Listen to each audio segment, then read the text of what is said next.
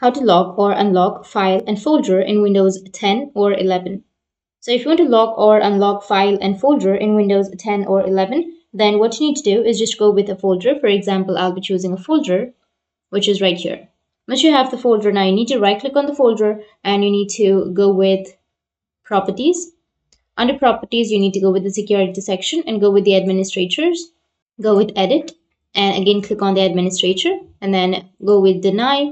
You need to go with the bottom and go with deny under your special permissions also.